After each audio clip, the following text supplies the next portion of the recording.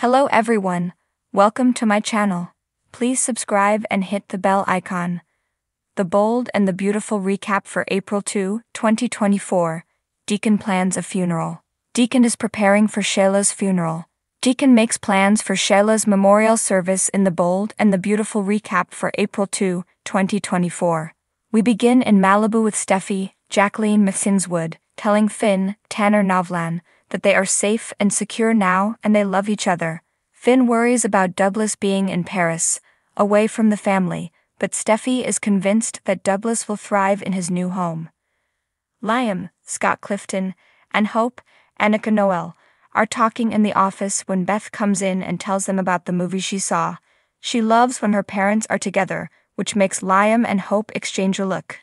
Deacon Sean Cannon is making the final arrangements for Shayla's funeral when the Logan sisters walk in. Donna, Jennifer Gerace, says she's happy to be back now that Sheila's gone. She apologizes immediately for being insensitive. He invites them to the service he's having for Sheila. They're at the restaurant and Brooke, Catherine Kelly Lang, says he should understand why they need to decline the invitation. He says he's going to invite Hope and Finn. Hope agrees that she likes doing things together as a family, and Liam says that there's a hole in the schedule that weekend, so they might be able to do some things together. Beth says there's a baby hippo at the zoo, so Liam says they might all be able to go together. Steffi understands why Finn is defending Hope, but she encouraged Thomas to leave Leigh because it was the healthy thing for him to do. She doesn't want him to feel that he can't disagree with her, because their marriage is strong and they should be able to have different opinions. Liam asks Beth if there were any scary parts in the movie, but Beth wasn't scared. When she says that she wasn't scared, and that the good guys always win, Liam says that she gets that from her mother. Beth has to run to another engagement, and Hope asks if he'll stick around for her. He will. The Logan sisters are enjoying their food when Deacon comes over, and Katie, Heather, Tom, says it might not be appropriate for Hope to be involved in the service. They also think inviting Finn is a mistake. Deacon doesn't see it that way. Finn and Steffi are enjoying a kiss when Deacon calls him. Deacon fills him in on the service while Steffi looks on curiously. Deacon knows things were rough for Finn and Sheila, but he thinks Finn should be there. Finn isn't so sure. When Finn ends the call, he tells Steffi that Deacon wants him to be at the memorial service. Steffi looks shocked. Brooke approaches Deacon privately to see what Finn said. He's disappointed by Finn's response and tells her that he's hoping for a better response from his own kid. Hope comes back in and is so happy that Beth is so happy. Her phone rings and it's Deacon. Hope guesses the call is about Sheila, which piques Liam's interest. Deacon tells her about the service and asks if she would be there. Brooke watches the conversation from her seat. He tells her that he invited Finn but doesn't know if he'll be there. She ends the call and Liam wants to know what's going on. Steffi can't believe Deacon had the nerve to ask Finn to go to a service at the place where they were shot. Steffi calls Deacon a fool for inviting him and thinking Finn would go. Finn never thought there would be a service for her, and Steffi says there shouldn't even be a service for someone who caused so much pain. "Tell me you're not going to Sheila's funeral," she says. Brooke asks about Deacon's conversation with Hope. He says he caught her off guard about the service, and he also notes that it seems like everyone has forgotten about her. He misses Sheila a lot, and it would mean a lot to him if Hope was there for the service. Liam asks how Hope is doing after being blindsided.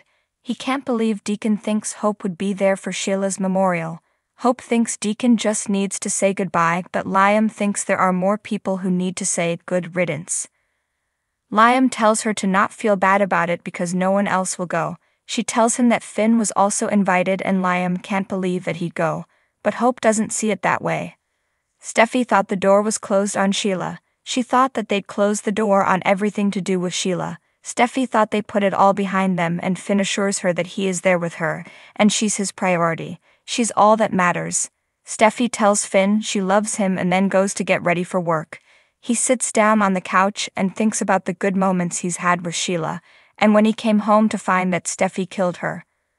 He thinks about Deacon's words to him and how she'd want him at the funeral, but he also knows how it would upset Steffi too. He's got an impossible decision to make. The sun hung low in the sky, casting a golden hue over Los Angeles as the city buzzed with its usual energy. But within the walls of the Forrester mansion, there was a somber atmosphere that hung heavy like a thick fog. It was a day of mourning, a day marked by grief and heartache as the Forresters grappled with an unthinkable loss. Deacon Sharp stood in the center of the lavish living room, his hands clasped tightly together as he surveyed the gathering crowd. His eyes were red-rimmed from sleepless nights and tears shed, his face etched with lines of sorrow. Today was the day he never thought would come, the day he had feared since the moment he had laid eyes on his daughter, Hope. Hope Forrester, beloved daughter, cherished wife and adoring mother, was gone. The news had spread like wildfire through the tight-knit community, leaving a trail of devastation in its wake. Deacon could hardly believe it himself, the pain of losing his daughter tearing through him like a knife to the heart. But amidst the anguish, there was a sense of determination in Deacon's eyes. He may have lost his daughter, but he refused to let her memory fade into oblivion. With a heavy sigh, he stepped forward, his voice steady despite the turmoil raging within him. "Ladies and gentlemen," he began, his voice echoing in the hushed room, "today, we gather not to mourn the loss of Hope Forrester, but to celebrate her life." A murmur of agreement rippled through the crowd as they listened to Deacon's words, their hearts heavy with sorrow yet hopeful for the promise of remembrance. "She was a woman of strength, compassion, and unwavering love," Deacon continued, his voice filled with emotion. "She touched the lives of everyone she met, leaving behind a legacy that will endure for generations to come." As Deacon spoke, memories of Hope flooded his mind like a tidal wave, each one a bittersweet reminder of the precious time they had shared together. From her childhood innocence to her radiant bride on her wedding day, Hope had been the light of his life, a beacon of hope in the darkest of times. But as the memories threatened to overwhelm him, Deacon pushed them aside, focusing instead on the task at hand. Today was not a day for tears, but a day for celebration, a day to honor the life of a woman who had touched so many hearts.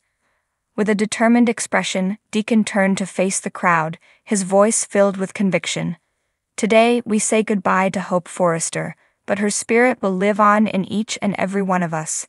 Let us remember her not for the pain of her passing, but for the joy of her life and the love she shared with all who knew her." As Deacon's words faded into the silence, a sense of peace settled over the room, a collective sigh of acceptance echoing in the air.